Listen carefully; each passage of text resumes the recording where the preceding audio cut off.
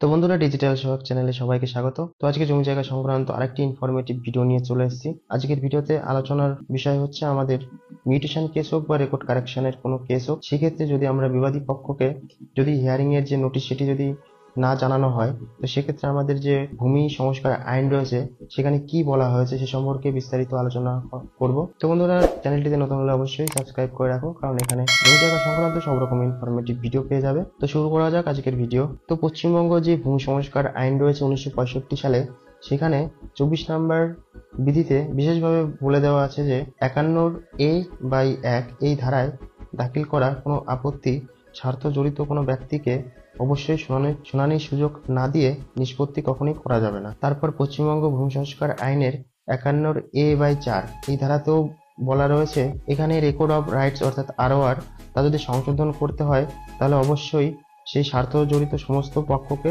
শুনানির সুযোগ দিতে হবে। আমাদের BLRO অফিসে যে BLRO সাহেব হোক বা রাজস্ব আধিকারিক হোক, যেই হোক না কেন, এই বিচার ব্যবস্থার এই ন্যূনতম নীতিকে অবশ্যই তাকে মেনে চলতে হবে। কোনো ব্যক্তির এই অধিকার আছে জানার যে তার বিরুদ্ধে কি কি অভিযোগ আছে এবং সেই অভিযোগ খণ্ডন করে যুক্তি সহ তথ্য প্রমাণ দাখিল করার অধিকারও তার কাছে রয়েছে।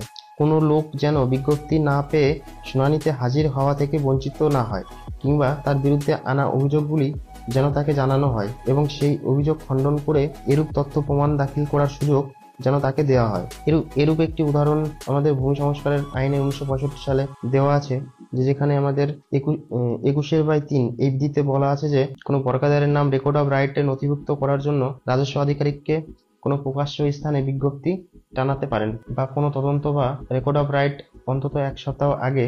এর ফলে ধরে নেওয়া হবে স্বার্থ সংশ্লিষ্ট সমস্ত পক্ষকে বিজ্ঞপ্তি জানানো হলো এবং শুনানির সুযোগ দেওয়া হলো। তাছাড়া ভূমি সংস্কার আইনের 51A/1 বা 51A/4 বা 50 ধারায় রেকর্ড অফ রাইট কারেকশন বা তৈরি করার সময় একজন রাজস্ব আধিকারিক বিশেষভাবে লক্ষ্য রাখবেন যেন সমস্ত পক্ষ শুনানির বিজ্ঞপ্তি পান এবং শুনানিতে উপস্থিত থেকে তার পক্ষে বক্তব্য, তথ্য প্রমাণ, সাক্ষ্য ইত্যাদি পেশ করার সুযোগ পান। কোনো ব্যক্তি যার নামে অর্থাৎ কোনো বিশেষ ক্ষমতাপ্রাপ্ত আধিকারিককে সাধারণ বিচার ব্যবস্থার এই ন্যূনতম যে নিয়ম নীতিগুলো রয়েছে সেগুলো অবশ্যই মেনে চলতে হবে। যে ব্যক্তির ROR সংশোধন করতে চাওয়া হবে তাকে অবশ্যই জানতে দিতে হবে কেন বা কি পদ্ধতিতে এবং কি কারণে তার ROR তার নাম রয়েছে এবং তার সংশোধন করার প্রয়োজন হয়েছে।